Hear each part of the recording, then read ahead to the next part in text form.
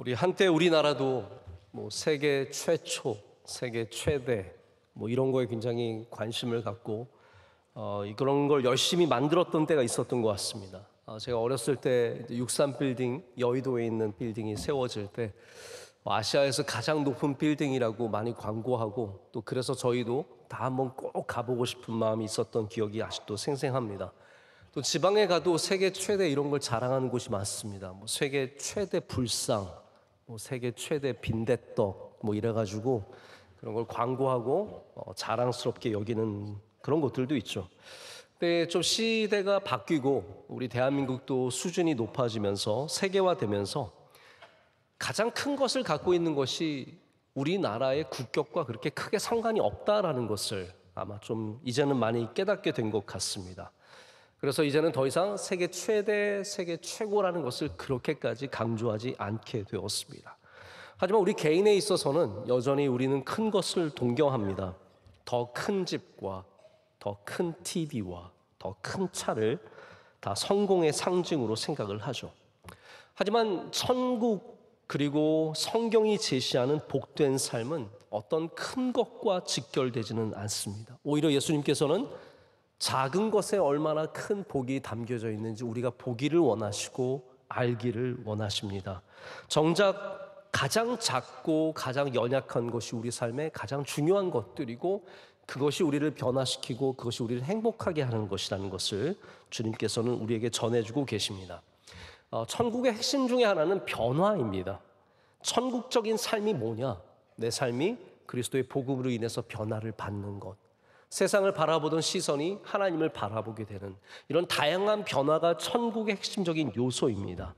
그래서 오늘 13장, 마태복음 13장은 설교의 묶음인데 여기서 반복적으로 천국에 대한 비유가 나오고, 그래서 오늘 특별히 본문 말씀에 예수님께서는 천국의 비유 두 가지를 알려주시는데, 하나는 겨자씨고 하나는 누룩입니다. 둘 다가 아주 작고 적은 양이지만 이 작은 것이 얼마나 놀라운 일을 하는지 보라는 거예요. 이 작은 것에 감춰진 능력을 볼 수 있어야 된다라는 것이 주님의 오늘 말씀입니다. 제가 지난주에 초집중 믿음에 대해서 말씀을 드렸다면, 오늘은 아토믹한 믿음. 이게 무슨 말이냐 하면, 원자는 보이지 않지 않습니까? 하지만 그 보이지 않는 원자가 원자력과 원자 폭탄 같은 어마어마한 힘을 내는 것처럼 우리 삶에 보이지 않는 조그만 것이 얼마나 큰 영향력을 갖는지 보는 믿음이 바로 아토믹 믿음입니다. 전 세계적으로 베스트셀러가 되었던 아토믹 해빗이라고 하는 책이 있었습니다. 이 책의 주장은 뭐냐 하면, 우리 삶에 있는 작은 습관들을 바꾸는 것에 어마어마한 능력, 바로 이 원자 폭탄과 같은 능력이 있다라는 그런 내용이죠. 그렇기 때문에 오늘도 우리는 이 말씀을 통해서 이 작은 복음이 작은 것을 통해서 우리 안에 들어올 때 얼마나 큰 놀라운 큰 나무가 되고 모든 것이 바뀌게 되는 그런 변화를 겪게 되는지를 여러분께서 이 말씀 통해서 꼭 깨달으시기를 바라고, 그 말씀을 붙잡고 작은 것에 능력을 볼 수 있는 믿음 가지시길 축복합니다. 감추인 것을 보는 믿음은 우리가 작은 것의 가치를 볼 수 있는 시선을 통해서 갖게 됩니다. 예수님께서 얼마나 자주 작은 것의 소중함에 대해서 말씀하셨습니까? 심지어는 예수님께서 뭐라고 말씀하셨냐면, 작은 자 한 명에게 한 것이 나에게 한 것과 똑같다라고 말씀하셨습니다. 그러니까 예수님은 작은 자를 예수님과 동일화시키셨습니다. 그만큼 작은 것이 귀하다는 것을 보여주시는 거죠. 사역하시면서도 작은 자들에게 관심을 가지셨습니다. 죄인들, 사람들이 하찮게 여기는 아주 낮은 계층의 사람들, 연약한 사람들, 병자들, 멀리하는 사람들과 가까이 하셨고, 그리고 이제 마침내 오늘 말씀에는 하나님의 나라가 이와 같다라고 말씀해 주십니다. 작지만 아름다운 것이고, 작지만 능력이 있고, 작지만 성장하고 변화한다는 말입니다. 오늘 비유에서 우리는 작은 것에 감추어진 것이 무엇인지 볼 수 있도록 주님은 우리를 초청해 주십니다. 자, 그런데 제가 한 가지 먼저 좀 변론 아닌 변론을 하고 말씀을 시작해야 될 것 같습니다. 오늘 말씀은 큰 것보다 작은 게 좋다, 혹은 작은 것보다 큰 게 좋다의 말씀이 전혀 아닙니다. 자, 여러분께 한번 질문 한번 드려볼까요? 여러분, 큰 교회가 좋은 교회일까요? 작은 교회가 좋은 교회일까요? 이거는 멍청한 질문입니다. 왜냐하면 교회의 가치는 크고 작음에 있지 않고 복음에 있기 때문입니다. 근데 많은 사람들이 어쩌면 우리가 너무 큰 교회에 목을 맸기 때문에 예전에 80년대, 70년대에 최대의 목을 매다가 이제는 교회 성장을 통해서 큰 교회가 마치 선한 교회처럼 여겨지는 그런 시대가 있었기 때문에 반대쪽으로 가는 사람들이 좀 많았던 것 같습니다. 그래서 제가 종종 미디어를 통해서 혹은 개인적으로 만나는 분들 가운데도 큰 교회를 아주 적대적으로 여기고 굉장히 폭력적이고 혐오적인 발언을 하시는 분들이 꽤 많이 있습니다. 저는 그런 글을 읽으면서 굉장히 가슴이 아픕니다. 큰 교회를 무조건 나쁜 교회로 만드는 것은 그건 하나님의 뜻이 아니라고 생각하고, 그렇게 험악한 언어로, 나쁜 언어로 교회를 정죄하는 것조차도 굉장히 모순된 교회 개혁의 모습이라고 생각을 합니다. 여러분, 교회를 사이즈로 인해서 선악을 규정한다? 이것은 굉장히 어리석은 시도입니다. 매스나 볼륨은 절대적인 기준과 가치가 아닙니다. 우리가 얼마나 큰가가 중요한 것이 아니라 우리가 얼마나 복음 위에 서 있는가가 중요한 것이고, 우리가 얼마나 작으냐가 중요한 것이 아니라 우리가 얼마나 하나님 주신 사명을 귀하게 여기고 예배자로서 또한 그리스도인으로서 살아가는지가 훨씬 더 중요한 얘기입니다. 여러분, 숲을 보십시오. 숲에는 모든 나무가 아름다운 겁니다. 큰 나무만 아름다운 것도 아니고 작은 나무만 아름다운 것도 아니고 각각의 나무의 역할을 하고 있을 뿐입니다. 저는 교회가 가장 중요하게 생각해야 될 것은 우리가 얼마나 큰가 작은가가 아니라 얼마나 우리에게 주신 사명을 잘 감당하고 있느냐야 된다고 생각을 합니다. 그래서 교회는 오직 복음과 그 사명과 역할 위에서 평가되어야 합니다. 경제학자인 에른스트 슈마커가 작은 것이 아름답다라고 말했죠. 그러나 그것이 큰 것은 아름답지 않다로 귀결되어서는 안 됩니다. 오늘 예수님께서 보여주시는 비유 역시 마찬가지입니다. 이 작은 것에 감추어진 하나님의 놀라운 능력을 보여주는 것이 큰 것은 하나님의 나라가 없다라는 표현이 아닙니다. 저는 여러분께서 큰 것이나 작은 것이나 하나님의 나라를 발견하시기를 축복합니다. 그러나 중요한 것은 우리가 작은 것을 하찮게 여기다 보니까 자꾸 그 안에 담겨진 하나님의 능력을 볼 수 없기 때문에 오늘 주님께서는 이러한 말씀을 해주시는 겁니다. 이 두 비유는 근본적으로 같지만 다른 비유이고 다르지만 같은 비유입니다. 먼저 우리 이 안에 있는 공통점이 무엇입니까? 둘 다 작다는 것, 적다는 것, 아무것도 아니다라는 것입니다. 하지만 여기 다른 점도 있습니다. 겨자씨는 어떠한 성장이냐면 겨자씨 자체가 성장하는 겁니다. 겨자씨가 들어가서 뿌리를 내리고 그 작은 씨앗, 겨자씨는 가장 작은 씨앗은 아닙니다. 작은 씨앗들 중에 하나이죠. 이 작은 것이 성장했을 때 나중에는 새들이 깃들 정도로 어마어마하게 큰 나무로 자란다는 거죠. 이게 바로 하나님의 나라라는 겁니다. 내가 성장하는 것, 할렐루야. 내가 복음으로 인해서 작았던 내가 하나님의 말씀으로 풍성해져서 다른 모든 것들을 품을 수 있을 정도의 귀한 나무로 자라는 것, 이것이 하나님의 나라의 비밀이며 감추어진 것이 드러나는 일입니다. 여러분, 우리 자녀들 작지 않습니까? 하지만 그 자녀들에게서 하나님의 나라를 볼 수 있어야 합니다. 우리 기업이 작고 연약할지라도 그곳 안에 들어있는 하나님이 주신 놀라운 생명력의 능력을 볼 수 있어야 우리가 감추어진 것을 볼 수 있는 믿음을 갖게 되는 거죠. 이것이 바로 나에게 주시는 은혜라면 누룩은 조금 다릅니다. 누룩은 어떤 역할을 하냐면 누룩이 들어가서 그 반죽을 다 바꾸는 역할을 합니다. 이것은 누룩의 복이 아니라 누룩이 들어간 곳의 복을 말합니다. 겨자씨는 내가 성장하는 거죠. 누룩은 내가 들어간 곳을 변화시키는 능력입니다. 가루 서말, 저는 이 서말이 어느 정도 되는지 모르겠는데 꽤 많아 보입니다. 이 많은 가루에 누룩이 조금 들어가지만 그 전체를 완전히 바꾸는 겁니다. 이것이 하나님의 나라라는 거죠. 그렇기 때문에 여러분, 하나님의 나라라는 것은 거대한 건축물처럼 스타필드가 몇 개가 들어오고 롯데타워가 몇 개가 세워지는 그런 것이 아닙니다. 이 땅에 그러한 교회가 세워져서 하나님의 나라가 세워지는 것이 아니라 여러분같이 한 명 한 명 작은 사람들이 세상에 들어가서 그 믿음의 역할을 감당할 때 세상이 변화되고 세상이 하나님의 나라로 질적으로 바뀐다는 말씀이죠. 자, 오늘 우리가 예수님이 그려주시는 이 그림을 조금 이해할 필요가 있습니다. 여러분, 보통 우리 아이들에게 집을 한번 그려봐. 자, 여러분도 한번 머릿속으로 그려보세요. 집을 그려보세요. 그럼 대부분 어떻게 그리냐면요, 세모난 지붕을 그리고 밑에는 네모난 구조를 세우고 네모난 창문, 조금 더 창의성 있는 애들은 아치형 창문을 그리고 이제 대문 그리고 그 다음에 나무도 심고 이렇게 되죠. 근데 그 그림 그리는 아이들이 다 어디 사냐면 아파트 살아요. 여러분, 이상하지 않습니까? 왜 아파트 사는데 집 그리라 그러면 왜 세모난 지붕을 꼭 그리죠? 자기 집엔 지붕도 없으면서, 자기 집에 나무도 없으면서 왜 나무를 그리죠? 꽃을 그리죠?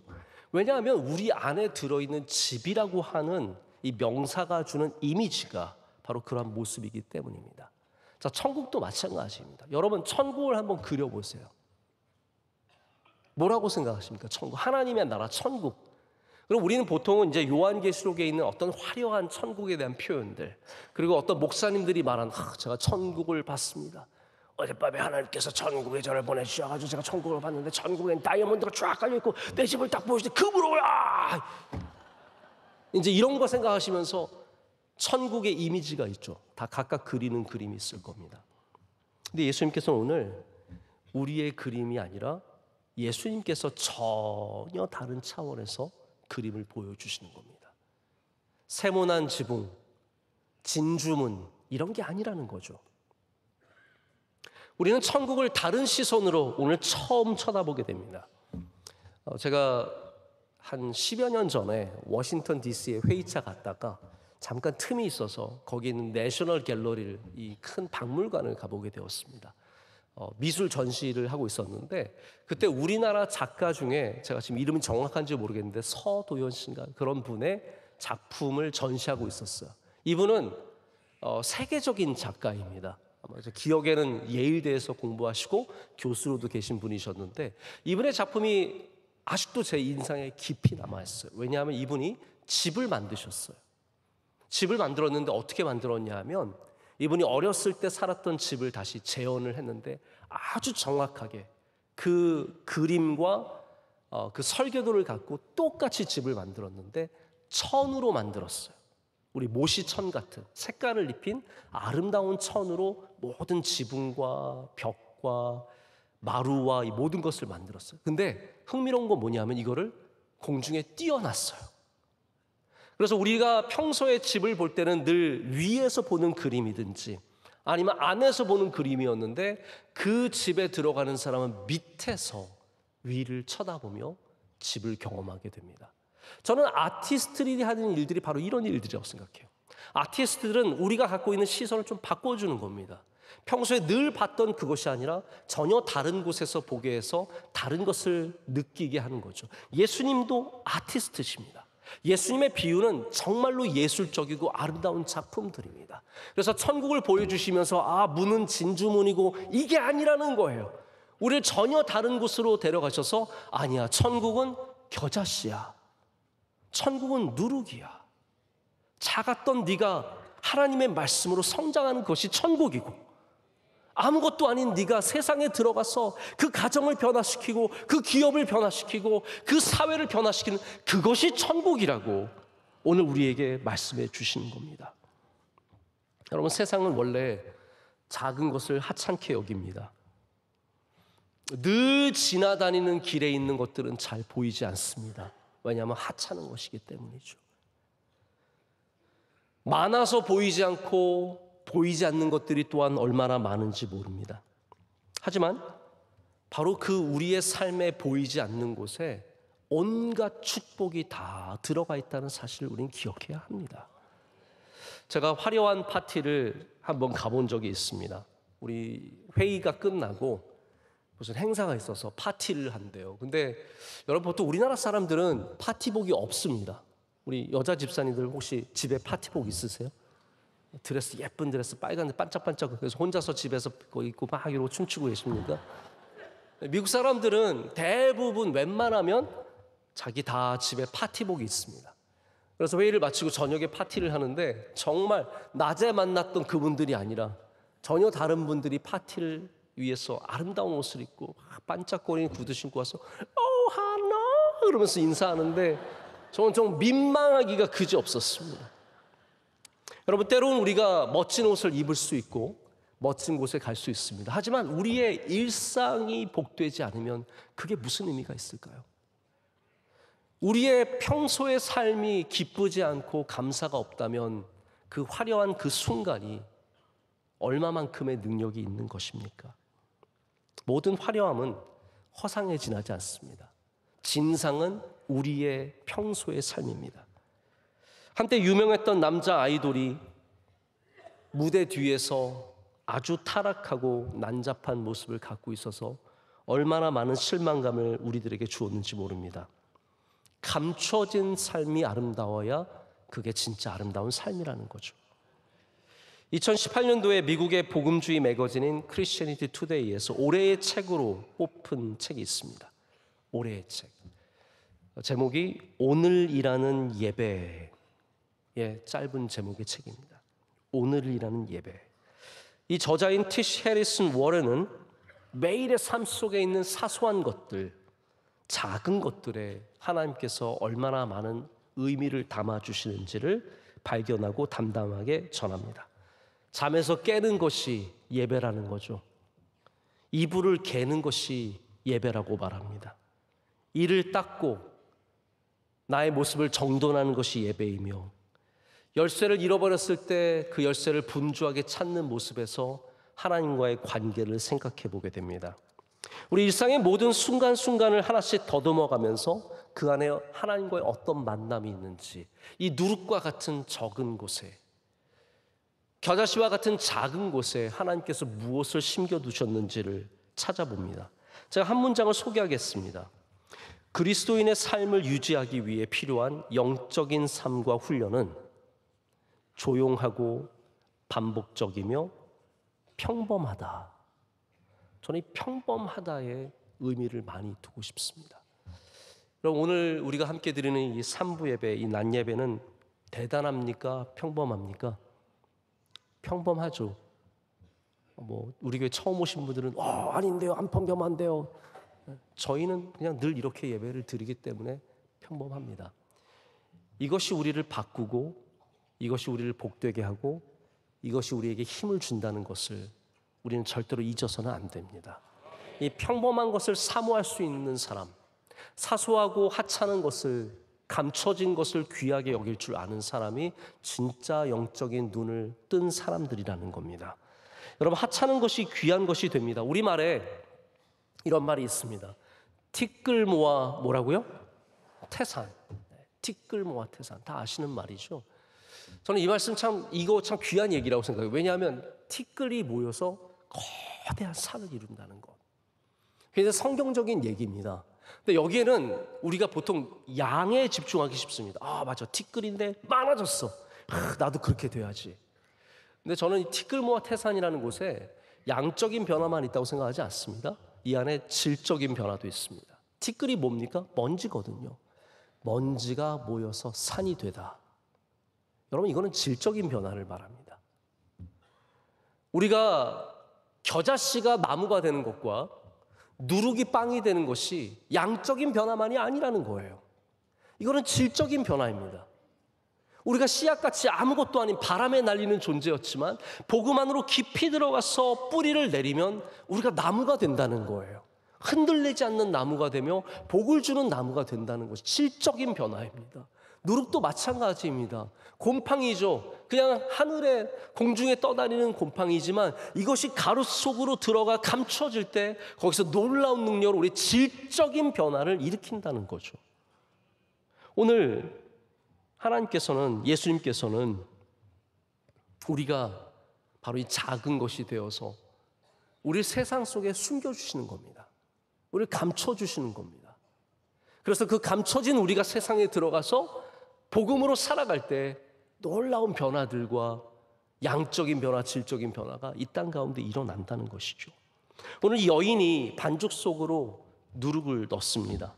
누룩을 넣는다는 다른 번역을 보면은 누룩을 숨긴다라고 표현을 합니다. 이게 원어적인 표현입니다. 헬라어로 크립토인데, 크립토는 영어를 아시는 분들은 인크립션 하면은 암호화한다는 뜻이거든요. 인크립션. 크립토는 뭐냐면 숨긴다는 뜻이에요. 왜 하나님은 숨기실까요? 하나님은 여러분, 우리가 구약 성경부터 신약 성경 모든 곳에서 일관적인 모습으로 드러나는 하나님의 모습이 있습니다. 좋은 것을 절대로 더 좋은 곳에 숨기시는 법이 없습니다. 하나님은 늘 가장 좋은 것을 하찮은 곳에 감춰두십니다. 그게 하나님께서 일하시는 방식입니다. 감추인 것을 볼 수 있는 게 저는 진짜 믿음의 눈이라고 생각하는데, 우리 미술관에 가도 미술 작품을 보면 우리 보통 좋은 그림 보면 아, 잘 그렸네 그러잖아요. 우리는 늘 그런 잘 그렸네, 우리 딸보다 잘 그리네, 뭐 그런 거 아니겠습니까? 예쁘네, 색깔이 좋네, 어쩜 이렇게 잘 그렸을까, 고생했겠네, 뭐 이런 거 주로 생각하는데, 죄송합니다, 저만 그렇게 생각하나요? 네. 그런데 미술관에 가도 아는 만큼 보이죠. 지난번에 제가 메멘토 모리 그림을 보여드릴 때 The Ambassadors라고 대사들이라는 그림을 보여드린 적이 있습니다. 두 멋진 청년들, 프렌치 청년들이 서 있는데 그 가운데 바닥에는 사선으로 뭔가 하나가 그려져 있습니다. 이걸 모르는 사람들은 그냥 지나가겠지만 옆에 가서 사선으로 그 그림을 보게 되면 그 바닥에 있는 것이 해골이고, 그 해골을 통해서 메멘토 모리, 죽음을 기억하라 라는 메시지가 그 안에 들어있다고 말씀을 드렸습니다. 알면 보이고요, 모르면 안 보입니다. 오늘 일부 예배 때도 원로 목사님께서 이제 찬양대 서셨어요. 원로 목사님이 찬양대 서시는 것이 우리에겐 굉장히 익숙한 일인데 다른 교회 분들에게 그건 굉장히 충격적인 일인 것 같아요. 굉장히 신기해하고 또 되게 은혜롭게 보시는 분들이 굉장히 많습니다.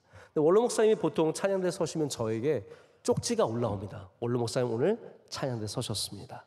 제가 모를까 봐 이제 보내주죠. 근데 제가 그걸 알고 찬양대를 듣잖아요. 그럼 원로 목사님 소리가 들려요. 안 들리는데 들려요. 그거 아시죠? 내 딸이 앞에서 부르고 있으면 안 들리는데 들려요. 왜 그렇습니까? 알고 있기 때문입니다. 여러분, 하찮은 것에, 아무것도 아닌 작은 것에 소중한 것이 들어있다는 것을 알아야 보이고 들리고 경험할 수 있다는 겁니다. 우리 그리스도인들은 그러한 고백을 해야 합니다. 아무것도 아닌 저곳에 하나님의 복음이, 능력이 들어있다는 것이죠. 그래서 하나님께서는 이런 것들을 늘 하찮은 곳에 숨겨두십니다. 얼마나 하찮으면 사람들이 복음을 받아들이기조차 힘들었겠습니까? 하나님께서 이 복음을 멋진 그릇에, 최고의 그릇에, 금그릇에 우리에게 보여주셨다면 다들 그것을 달려들고 가시려고 했을 것입니다. 근데 하나님께서는 복음을 십자가에 감추셨습니다. 그래서 고린도전서 1장 23절과 24절을 보면 이렇게 말합니다. 우리는 십자가에 못 박힌 그리스도를 전하니, 이 누룩을 전하니, 이 겨자씨를 전하니, 유대인에게는 거리끼는 것이요 이방인에게는 미련한 것이로되 오직 부르심을 받은 자들에게는 유대인이나 헬라인이나 그리스도는 하나님의 능력이요 하나님의 지혜니라. 믿는 사람들에게는 십자가 뒤에, 그 하찮은 나무 덩어리 뒤에 놀라운 생명의 능력이 있는 것을 보게 되는데, 그것을 알지 못하면 미련한 것이고 거리끼는 것이고 더러운 것이고 하찮은 것이라는 말입니다. 누룩은 효모죠. 효모인데 곰팡이균보다 더 수준이 낮은 단세포종이라고 합니다. 제가 말은 했지만 저는 무슨 말인지 이게 모릅니다. 아무튼 굉장히 수준이 낮은 생명체라는 거예요. 단세포종입니다. 그래서 이거는 보이지만 사실 보이지 않는 거라고 합니다. 누룩이 있는 덩어리들은 실제로 전혀 우리가 볼 수 없는 덩어리입니다. 오늘 예수님께서 보여주신 작은 것의 놀라움은 여기에 있습니다. 작은 것들 중에서도 아예 눈에 보일 수 없는 이 효모가, 이 누룩이, 세포 수준의 효모가 모든 것에 질적인 변화를 일으킨다는 것이죠. 큰 것이 우리를 변화시키는 것이 아니라 작은 게 우리를 변화시킨다는 말입니다. 여러분, 말씀이 커 보이십니까? 말씀이 대단한 것처럼 여기는 사람이 누가 있겠습니까? 그러나 이 하찮은 말씀이 우리를 살리고 우리를 행복하게 하고 우리로 은혜 있는 삶, 능력의 삶을 살아가게 합니다. 청년들 가운데 목사님 저는 너무 불행해요. 제가 직장만 바뀌어도 저는 행복해질 것 같은데요. 저 직장 들어가면 행복할 것 같은데요. 그래서 직장을 바꿉니다. 그러나 직장을 바꿔도 행복해지지 않습니다. 목사님 제가 이번에 청약을 했는데 저 큰 집이 되면 제가 너무 행복할 것 같아요. 큰 집으로 이사를 갔는데 행복해지지 않습니다. 목사님 제가 사람을 잘못 만났어요. 사람만 제대로 만나면 행복할 것 같습니다. 사람을 바꿉니다. 그래도 행복해지지 않습니다. 여러분, 큰 걸로 우리 인생이 행복해지는 게 아닙니다. 하찮고 작은 것들이 우리의 삶에 바로 자리 잡을 때 우리의 삶이 능력 있고 행복한 삶이 된다는 것이죠. 여러분, 전도하는 것도 저는 마찬가지라고 생각합니다. 우리가 아주 힘 있고 능력 있고 돈 많고 권력 있는 사람들 전도하면 세상이 바뀔 것 같죠? 여러분, 전혀 그렇지 않습니다. 제가 예전에 강의도 하고 공부할 때 재밌게 읽었었던 책이 있습니다. 데이비슨 헌터라고는 미국 학자가 책을 썼는데 기독교는 세상을 어떻게 바꾸는가, 아주 진지한 제목의 책인데 이 책 안에서 이 학자는 세계 역사 속에서 기독교가 세상을 바꾸려고 했던 노력들을 다 살펴봅니다. 내리는 결론이 뭐냐 하면 대통령이 기독교인이 된다고 많은 사람들이 문화와 법과 다양한 방식으로 기독교의 영향력을 갖는다고 해서 세상이 변하는 건 아니라는 거예요. 우리는 대법관이, 국회의원들이, 대통령이, 총리가 예수님 믿으면 이 세상이 다 변화될 것 같이 생각하지만 이분의 연구 결과는 그렇지 않다라는 거예요. 오히려 우리 작은 한 사람 한 사람이 믿음의 사람으로 살아갈 때 세상이 바뀐다는 거예요. 이분이 말하는 건 한 명 한 명, 여러분 한 명 한 명. 저 일본 가서 설교 들어보니까 한 명 한 명이 전 세계적으로 똑같아요. 일본의 히토리 한 명 한 명, each one of you.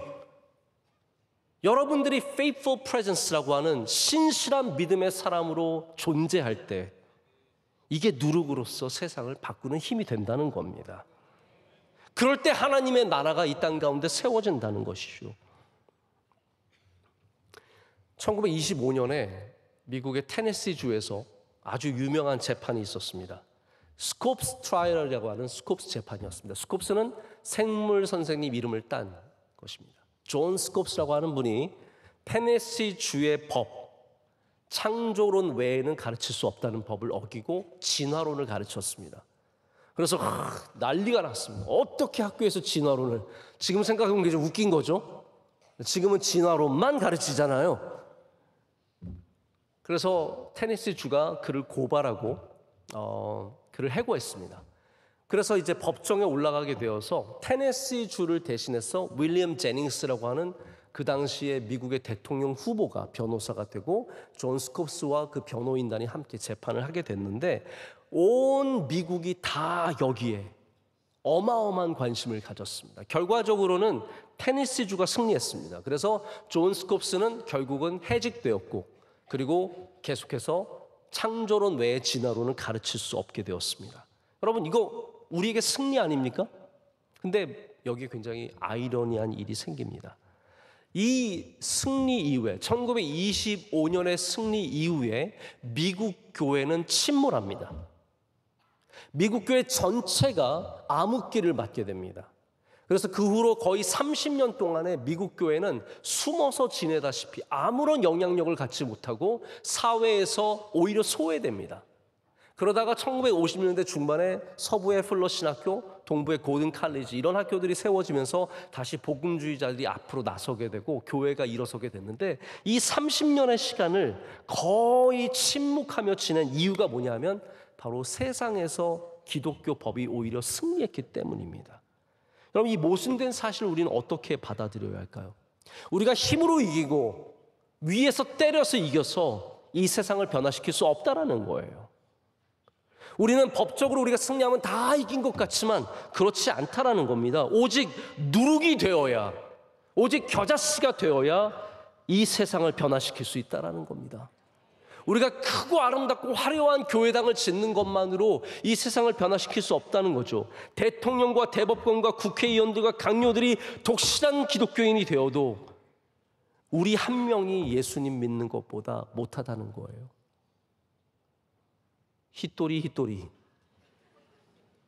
여러분 한 명 한 명이 예수님 믿는 신실한 존재들이 되셔야 한다는 말입니다. 말씀을 맺습니다. 제가 한번 심하게 오한이 나서 급하게 말씀도 해야 되고 여러 가지 일이 있어서 약을 찾게 되었습니다. 저희 의사 집사님한테 전화를 해서 어떤 약을 먹어야죠 해서 약을 받아가지고 먹게 되었습니다. 요만한 약 주시더라고요. 근데 그 약을 먹으니까 온도가 뚝 떨어지더니 땀이 한번 쭉 빠지고 다시 일어서서 힘을 내서 사역을 할 수 있을 정도로 회복이 되었습니다. 작은 약이 아무것도 아닌 것 같지만 우리의 몸을 낫게 합니다. 그런 힘이 있지 않습니까? 저희 어렸을 때 물약을 줄 때 늘 티스푼 한 숟가락 먹으라고 용량이 정해져 있더라고요. 거기 밤에 자기 전에 한 바가지 드시고 주무세요라는 것은 한 번도 없었습니다. 여러분 생각해보세요. 감기약 한 바가지를 먹고 자려면 항상 티스푼 양만큼 조금만 먹으라고. 우리는 그게 아까워서 이제 끝까지 쪽쪽 빨아먹고 그랬던 기억이 너무 생생한데, 여러분 티스푼입니다. 아무것도 아니지만 그 티스푼 양이 우리의 몸을 변화시킵니다. 여러분 우리 스스로를 어떻게 바라보십니까? 여러분 어떤 존재입니까? 이 큰 바다 같은 세상 속에서 우리는 티스푼과 같은 존재들입니다. 아무것도 아닙니다. 티스푼 하나로 뭐 퍼다 나른다고 해서 뭐가 되겠습니까? 근데 하나님께서는, 오늘 예수님께서는 이 말씀을 통해서 우리가 삽으로만 일하는 게 아니라는 거예요. 포크레인을 가져와서만 이 하나님의 나라를 짓는 게 아니라는 거예요. 우린 티스푼밖에 안 되는 존재지만 바닷물에 내가 하나 넣는다고 뭐가 세상이 바뀔 것 같지만 그게 하나님의 나라라는 거예요. 그게 세상을 변화시키고 여러분의 가정을 변화시키고 그 짧은 기도가 여러분으로 살아나게 하고 이 일주일에 1시간 드리는 예배가 여러분의 영혼이 죽지 않도록 지켜준다는 겁니다. 여러분 작은 곳에 숨겨진 놀라운 하나님의 나라를 꼭 볼 수 있어야 합니다. 하찮은 곳에 숨겨진 하나님의 능력을 발견할 수 있어야 합니다. 여러분 천국은 작고 보이지 않는 연약함이 가져오는 놀라운 성장과 변화입니다. 오늘도 여러분 안에서 그 천국이 시작되시기를 축복합니다. 감춰진 놀라운 능력이 보일 수 있는 시선과 믿음 가지시기를 축복합니다. 기도하겠습니다. 하나님 아버지 감사합니다. 오늘 주님께서 주신 말씀 우리 잊지 않게 하시고 작은 곳에 숨겨진 주님의 놀라운 능력을 늘 볼 수 있는 믿음 허락하여 주시옵소서. 예수님의 이름으로 기도드립니다. 아멘.